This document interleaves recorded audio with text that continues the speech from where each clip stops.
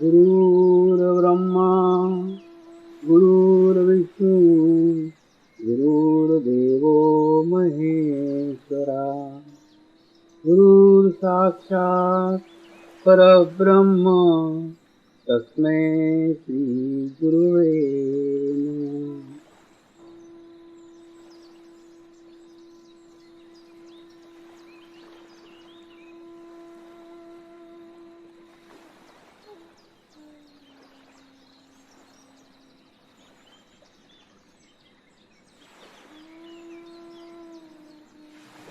मेरे साथ ध्यान की शुरुआत करेंगे।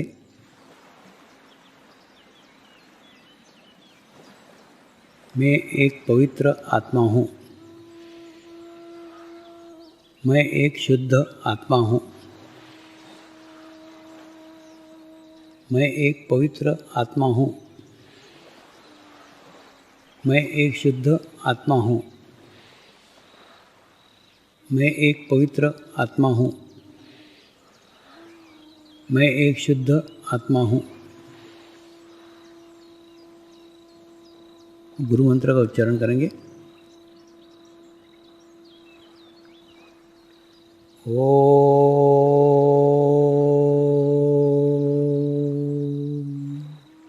श्री शिवकृपानंद स्वामी नमो नमः।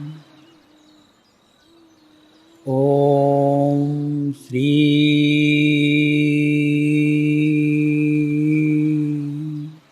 शिवकृपानंद स्वामी नमो नमः। ओम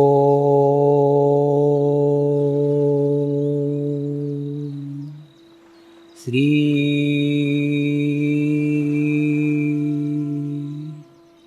शिवकृपानंद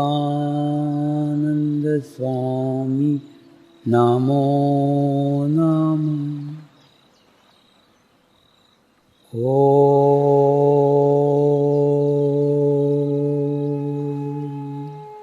श्री शिवकृपानंद स्वामी नमो नमः। ओम श्री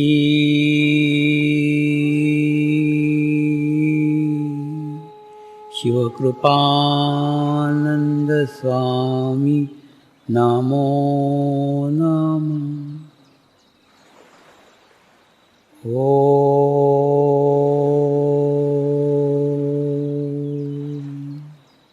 श्री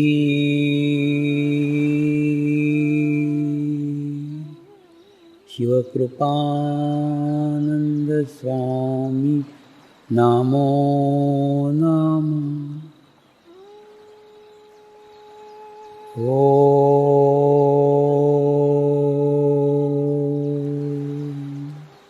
श्री शिवकृपानंद स्वामी नमो नमः। ओम श्री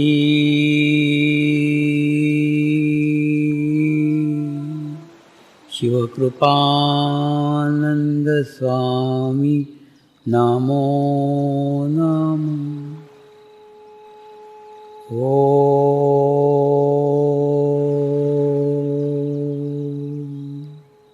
श्री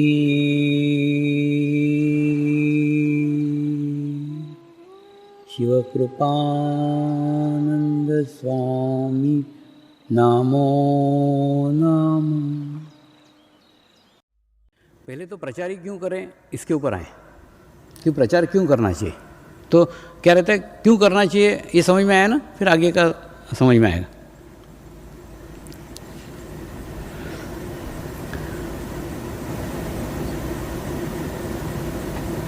प्रचार करने का उद्देश्य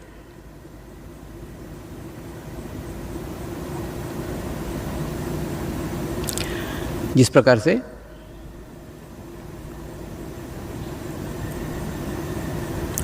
कोई एखादा प्राचीन मंदिर रहता है,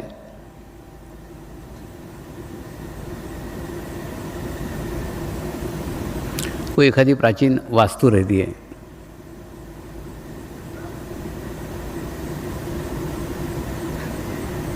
तो उस वास्तु की स्थापित कला को,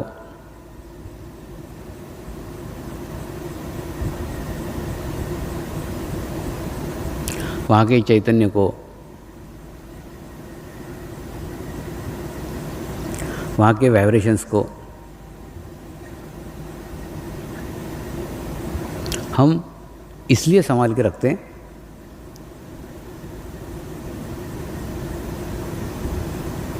कि ये अगली पीढ़ी तक पहुंचना चाहिए। कई बार कई साहित्यिक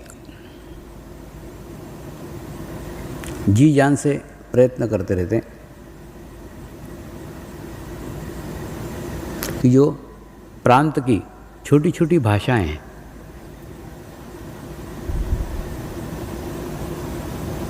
उन भाषाओं का अस्तित्व बचा रहे। अभी हाल ही में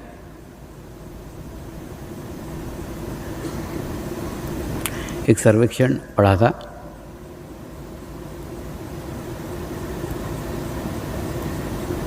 अंग्रेजी के कारण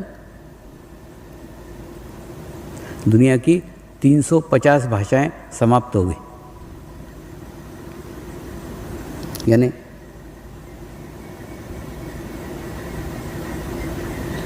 उस भाषा को बोलने वाले जो लोग थे वो अब नहीं रहे, और उस भाषा के लोगों की जो अगली पीढ़ी थी, वो अगली पीढ़ी केवल अंग्रेजी बोलती है, बाकी सब भाषाएं वो भूल गई।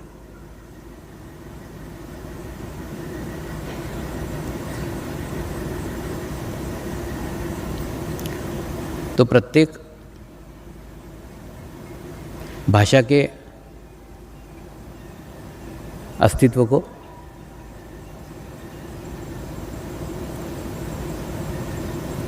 बचा करके रखना इसलिए आवश्यक है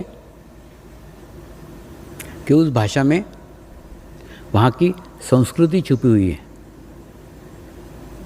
वहाँ के संस्कार छुपे हुए हैं। जैसे अभी हम कच्छ में एकत्र हुए हैं, तो कच्छ को कच्छ इसलिए कहते हैं, आप प्रदर्शनी में देखोगे तो एक नक्शा बना हुआ है, वो नक्शा कछुए जैसा है, जैसे कछुआ रहता है कि नहीं, उसी प्रकार का है। तो कछुए के आकार का होने के कारण इसको कच्छ कहा गया।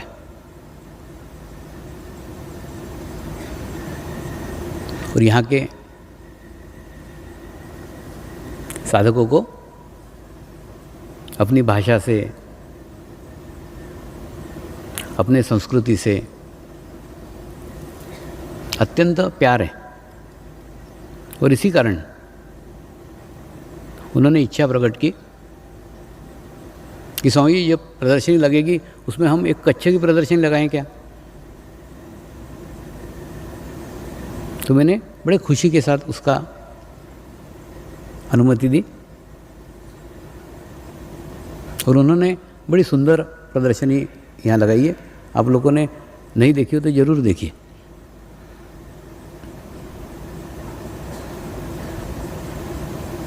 मैं 13 तारीख को ये पूरे स्थानों का दौरा करके गया हूँ। मैं खुद भी वो प्रदर्शनी देख के आया हूँ। साबूदानों के दानों से रंगोली बना करके आशापुरी माता की उन्होंने मूर्ति की रंगोली बनाई, बहुत सुंदर प्रदर्शनी लगाई है।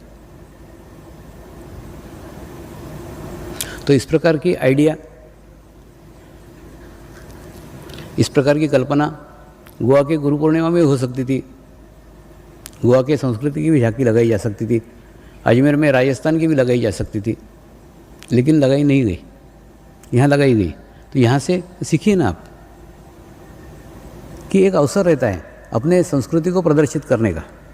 आज उन्होंने उनके संस्कृति के दर्शन 8,500 लोगों तक किए, 8,500 लोगों को उसकी जानकारी हुई। एक अच्छा अवसर उनके पास था जो उन्होंने उसका उपयोग किया। तो प्रत्येक को,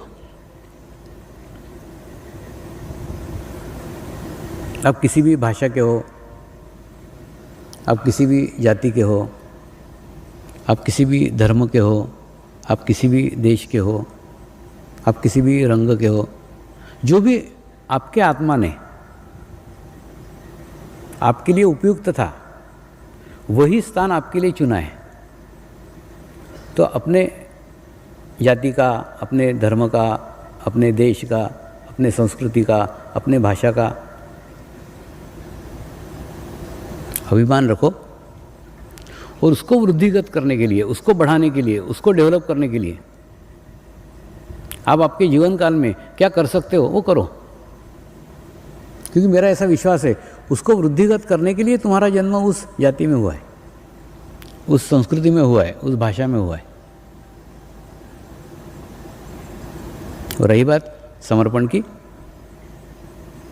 तो समर्पण ध्यान परिवार एक ऐसा समुद्र है जहाँ प्रत्येक जाति का, प्रत्येक धर्म का, प्रत्येक देश का, प्रत्येक प्रदेश का, प्रत्येक भाषा का सब अच्छा अच्छा आके एकत्र हुआ है। अच्छाइयों का समुद्र परिवार है।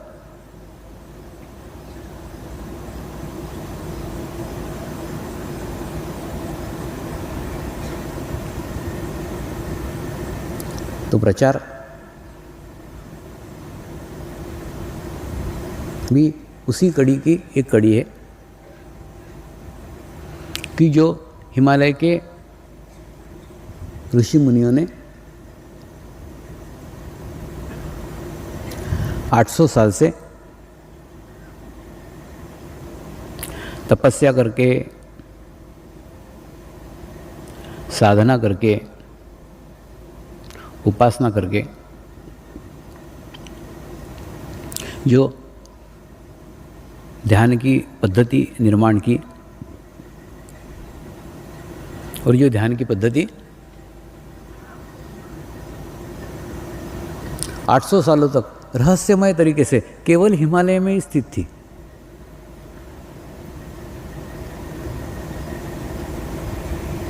हिमालय के बाहर उसकी किसी को कोई जानकारी नहीं थी। इतने कम क्षेत्र में होने के बाद भी उसको संभाल के रखा गया, संजो के रखा गया, और थोड़ा नहीं 800 साल तक रखा गया।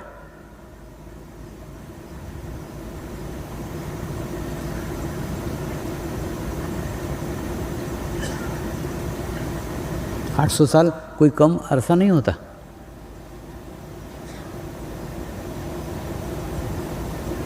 वहाँ कोई पुस्तकें नहीं है, कोई लिपि नहीं है, कुछ नहीं है, कोई साधन नहीं है, कोई डीवीडी नहीं है, कोई सीडी नहीं है, कोई मूर्तियाँ नहीं है, कोई मंदिर नहीं है, कुछ नहीं।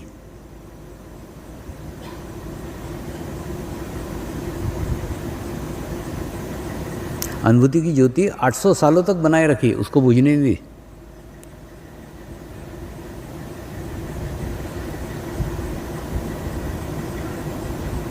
तो समर्पण ध्यान ये हमारे पूर्वजों की ऐतिहासिक धरोहर है।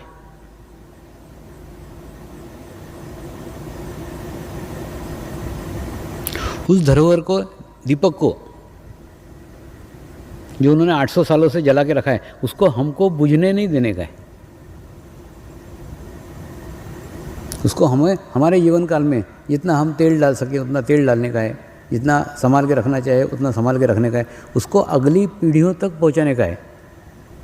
ये हमारा कार्य नहीं, ये हमारा कर्तव्य है।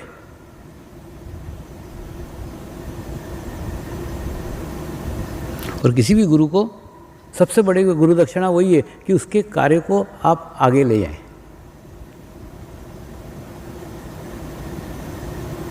तो ये प्रचार कार्य हम केवल इसलिए कर रहे हैं कि जो अनुभूति का ज्ञान है, जो ज्ञान हिमालय में स्थित था, वो आज हम तक पहुंचा है। अब हमारा भी कर्तव्य है, हमको भी हमारे प्रदेश में, हमारी भाषा में, हमारे देश में, हमारे प्रदेश में उसे ले जाने का है। हो सकता है ले जाते समय तुमको थोड़ी मेहनत करना पड़े, तुमको परिश्रम करना पड़े, तुम्हारे पद का, तुम्हारे संसाधनों का, तुम्हारे घर का, तुम्हारे परिवार का उसमें योगदान लगे, लेकिन अनुभूति एक ही है। एक बार उसे अनुभूति हो गई कि वो डायरेक्ट जुड़ जाएगा, फिर आपके बैसाखियों की उसको आवश्यकता नहीं है, उसका कनेक्शन एकदम स्ट्रांग हो जाएगा, एकदम मजबूत हो जाएगा, और उस एक व्यक्ति के आत्मज्ञान का दान का पुण्य आपके खाते में लिखा जाएगा। और आत्मज्ञान से बड़ा कोई दान ही नहीं है। सबसे बड़ा दान है उसको ईश्वर की प्राप्ति करा देना, इससे बड़ा कोई दान हो ही नहीं सकता।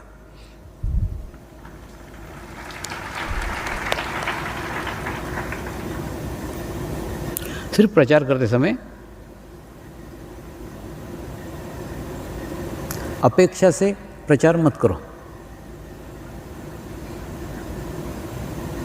मैंने प्रचार किया तो आना ही चाहिए, मैंने उसको 2 घंटे समझाया, उसने शिविर में आना ही चाहिए।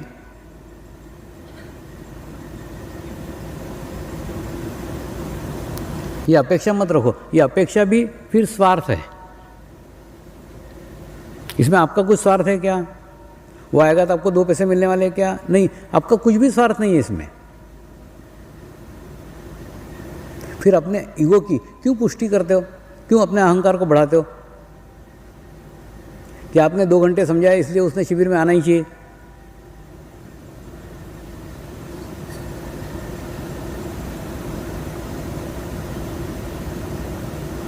मैं कई बार उदाहरण लेता हूं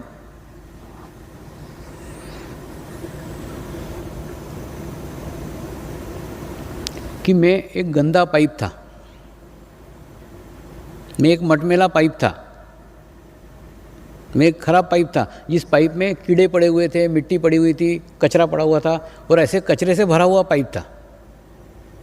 और मैं अपने आप को स्वच्छ करना चाहता था, मैं अपने आप को पवित्र करना चाहता था। तो मैंने क्या किया? ये गुरु कार्य रूपी जो पाइप प्रेशर का था गुरु का, उससे मैंने अपने आप को कनेक्ट कर लिया, और कनेक्ट करने के बाद में गुरु चैतन्य इधर से घुसने लग गया और इधर से निकलने लग गया, इधर से घुसने लग गया, इधर से निकलने लग गया। अब इस पाइप में से जो पानी नीचे गिर रहा था, वो पानी कोई पिए तो भी ये पाइप स्वच्छ होगा। ये पानी जो गिर रहा है वो कोई नहीं पिए, वो सड़क पे बह जाए तो भी ये पाइप स्वच्छ होगा। तो पाइप तो हर हालत में स्वच्छ होने ही वाला है। पाइप में से बहने वाले पानी के ऊपर उसका कोई प्रभाव नहीं है कि कोई पानी पिएगा तो ही स्वच्छ होगा, पानी नहीं पिएगा तो नहीं स्वच्छ होगा, ऐसा कुछ नहीं है। ठीक उसी प्रकार से आपने प्रचार कार्य किया, आपका चित्त शुद्ध हो गया, आपकी आध्यात्मिक प्रगति हो गई, आपकी प्रोग्रेस हो गई। अब सामने वाला उसमें पिए नहीं पिए, वो भाड़ में जाए, उससे आपको कोई लेना देना नहीं है, क्योंकि उससे आपका कोई संबंध ही नहीं है। आप संबंधों को क्यों जोड़ रहे हो? प्रचार कार्य को आपके आध्यात्मिक प्रगति से क्यों जोड़ रहे हो? क्यों? प्रचार कार्य तभी सफल सिद्ध होगा जब मैंने बताया वो आना ही चाहिए, मैंने 2 घंटे उसको समझाया, उसने शिविर करना ही चाहिए, उसने ध्यान करना ही चाहिए। थोड़ा सा ना मेरे को ऐसा लगता है, आप मेरा अवलोकन करो तो बहुत सारे प्रश्नों के उत्तर खुद ब खुद मिल जाएंगे। अब जैसे सामने जो आते हैं ना, बिल्कुल एकदम हृदय को फाड़ करके सामने वाले को समझाने का कोशिश करता हूँ, करते और उसके बाद में यहाँ से चले जाना, भाड़ में गए, वो करे तो करे नहीं करे, फिर थोड़ी उसके बारे में सोचता। लेकिन जब तक सामने है, जब तक मेरा कर्तव्य है, क्योंकि गुरुओं ने इच्छा की है कि इनको ये समझना चाहिए, इनको ये बताना चाहिए, इसीलिए मैं बता रहा हूँ और एकदम पूरा हृदय से बताता हूँ। लेकिन उसके बाद में फिर अपेक्षा नहीं करता कि वो ध्यान करना ही चाहिए। अगर ऐसी अपेक्षा करने लग गया तो ये तो कब का ही कार्य समाप्त हो जाता है। होता क्या मालूम है, अपन ने अपेक्षा की ना तो फिर निराशा लगती है। अरे मैंने इतने मेहनत से बताया, इतना मैंने परिश्रम किया, इतनी तकलीफ़ें उठाई, इतनी परेशानी की, फिर भी उसको नहीं कुछ ये, तो ये अपेक्षा हमको निराशा लगती। अपेक्षा ही मत रखो तो निराशा ही नहीं। दूसरा, इस समय तो आप बहुत व्यवस्थित तरीके से प्रचार कर रहे हैं। मैंने मेरे पूर्व के दिनों में ऐसा प्रचार किया है, एक गांव में जाता था, 5-6 लोगों का शिविर करता था, दोबारा उस गांव में कभी गया ही नहीं। जिस गांव में जाके शिविर करके आ गया, ध्यान सिखा के आ गया, अनुभूति करा के, उस गांव में बाद में कभी गए ही नहीं। मतलब जैसे दाने रहते कि नहीं, ऐसे पीछे डालते डालते चले जा रहे हैं, पीछे मुड़ के भी नहीं देख रहे हैं कि जो दाने डाले थे वो उगे हैं कि नहीं उगे। उधर भी देखा नहीं कभी कि उगे, कितनी फसल पीछे हुए वो मेरे को पता नहीं। ऐसा कई जगह किया। उसके बाद में जब मुंबई में पहली बार आया था तो एक फिल्म का डायरेक्टर जोशी के घर मेरे को मिलने आया। उसने पहचाना, अरे स्वामी जी, वो फलाने फलाने साल में आप हमारे गांव में आए थे, आपने मेरे को ध्यान सिखाया था, अब देखो मैं यहाँ फिल्म का डायरेक्टर बन गया। अच्छा तू बन गया क्या? अच्छा बन गया। माने क्या बोलते ना, मैं तो उसको पहचानता भी नहीं था, मैं उसको जानता भी नहीं था, वो मुझे पहचान गया। तो देखो ना, मैंने किस भाव से किया कि वो अपना कार्य क्षेत्र ही नहीं है कि वो कर रहा है कि नहीं कर रहा है, उससे अपनी प्रगति का कोई संबंध ही नहीं है। वो पाइप में से जो पानी बह रहा है वो कोई पी रहा है या वो नदी में जा रहा है, नाले में जा रहा है, उससे उस पाइप को कुछ लेना देना ही नहीं है। तो जिस चीज़ से आपका लेना देना नहीं है, जिस चीज़ से आपका कोई संबंध नहीं है, आप उसमें काय को चित्त डाल रहे हो। तो आप प्रचार करते समय हर दफ़े याद रखो, ये प्रचार मैं दूसरे के लिए कर ही नहीं रहा हूँ। ये प्रचार केवल मैं मेरे चित्त शुद्धि के लिए कर रहा हूँ, मेरी आध्यात्मिक प्रगति हो इसलिए कर रहा हूँ, मुझे अच्छा लग रहा है इसलिए कर रहा हूँ। मैंने तो प्रचार शुरू में इसीलिए शुरू किया था, मुझे अच्छा लगता था इसलिए करता था, तो अच्छा लग रहा है इसलिए कर रहा हूँ। तो फिर आपको अपेक्षा ही नहीं रहेगी कि उस प्रचार से कोई सीखे, करे नहीं करे। और दूसरा, मैं प्रचार इसलिए कर रहा हूँ कि मेरे गुरुओं की धरोहर जो उन्होंने 800 साल से संभाल के रखी थी, उसे मुझे अगले पीढ़ी तक पहुंचाने का है।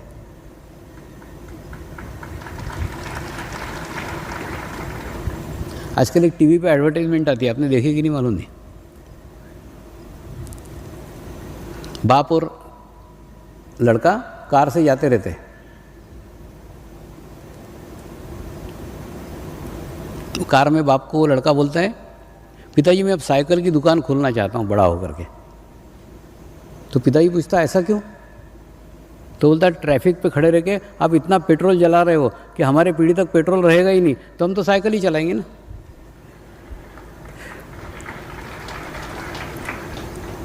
तो ठीक उसी प्रकार से समर्पण ध्यान के अनुभूतियों को, समर्पण ध्यान के आनंद को हमको हमारे जीवन काल में उपभोग करके समाप्त नहीं करने का है। उस अनुभव को, उस आनंद को संजो करके रखने का है, संभाल करके रखने का है, अगली पीढ़ियों तक पहुंचाने का है कि जो आनंद के अंदर हमने हमारा जीवन व्यतीत किया, वैसा ही आनंद और भी उससे अच्छा आनंद, उससे अच्छी स्थिति उन अगली पीढ़ियों तक पहुँचे। क्योंकि हमको तो हमारे कई सालों के बाद मिला है, उनको तो बचपन से मिलेगा, तो उनकी कितनी अच्छी स्थिति होगी। तो दो बातें याद रखो।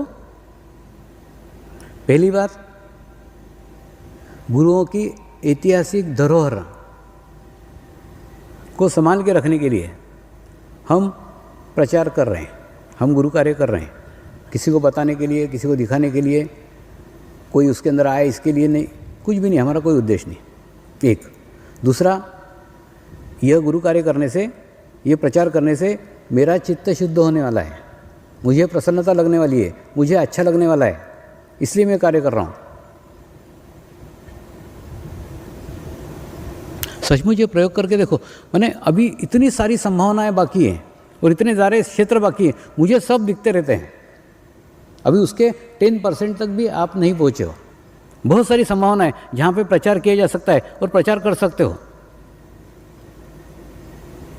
एक आदत ही डालो ना कि रोज़ दिन भर में किसी को तो भी, एक को तो भी समर्पण के बारे में बताना, ध्यान के बारे में बताना।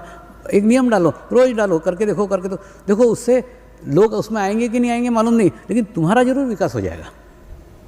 ये मैं मेरे अनुभव के आधार पर बता रहा हूँ। एकदम 4-4 लोगों से, 5-5 लोगों के छोटे-छोटे शिविर करते करते करते करते, अब पता नहीं वो लोग ध्यान कर रहे हैं कि नहीं कर रहे हैं, लेकिन विकास तो हो गया ना, धीरे धीरे धीरे धीरे प्रगति तो हो गई ना, प्रोग्रेस तो हो गई ना। तो सामने वाले ध्यान कर रहे हैं कि नहीं कर रहे हैं, उससे अगर सोचोगे, उस विषय में सोचोगे तो निराशा लगेगी, अरे वो नहीं कर रहे, फिर क्या फ़ायदा, ऐसा। तो ऐसी अपेक्षा निराशा की जननी है। अपेक्षा रखो ही मत, निरपेक्ष भाव से करो, जो गीता का बताया कि नहीं वैसा है। और दूसरा, प्रचार 3 तरीकों से करो। दिन के 4 तरीकों से करो। सबसे पहले आप अपने आप को ऐसा आदर्श स्थापित करो कि आप खुद एक प्रचार का बहुत बड़ा होल्डिंग हो जाओ, बोर्ड बन जाओ, कि आपको देख करके ही लोग प्रभावित हो जाए, अरे कौन से चक्की का आटा खाता रहे, इतना मोटा हो रहा है। वैसा लोगों ने आपको पूछना चाहिए, अरे कौन से चक्की का आटा खा रहा है कि तू इतना शांत रहता है, इतना समाधानी रहता है, इतना तृप्त रहता है, इतना टेंशन रहित रहता है। ऐसे अपने आप को तैयार करो ना। और दूसरा, व्यर्थ बात करने में अपने ऊर्जा को नष्ट मत करो। कई बार अब बहुत बेकार बातें करते रहते। प्रार्थना करेंगे, हे परमात्मा, हम सभी पवित्र आत्माएं आपको हृदय से प्रार्थना करते हैं कि सारे विश्व में शांति हो, सारे विश्व के आत्माओं की आध्यात्मिक उन्नति हो एवं सर्वांगीण उन्नति हो। यही हम सब आत्माओं की शुद्ध इच्छा है। हे परमात्मा, हम सभी पवित्र आत्माएं आपको हृदय से प्रार्थना करते हैं कि हमारे सद्गुरु श्री शिव कृपानंद स्वामी जी का स्वास्थ्य सदैव अच्छा रहे, उनकी आयु दीर्घ हो। यही हम सब आत्माओं की शुद्ध प्रार्थना है, शुद्ध प्रार्थना है, शुद्ध प्रार्थना है। हे परमात्मा, समर्पण आश्रम व श्री गुरु शक्ति धाम का निर्माण कार्य आपकी कृपा में, आपकी करुणा में, आपकी इच्छा अनुसार निर्विघ्न संपन्न हो। यही हम सब आत्माओं की शुद्ध प्रार्थना है, शुद्ध प्रार्थना है, शुद्ध प्रार्थना है। शांति पाठ करेंगे। ओम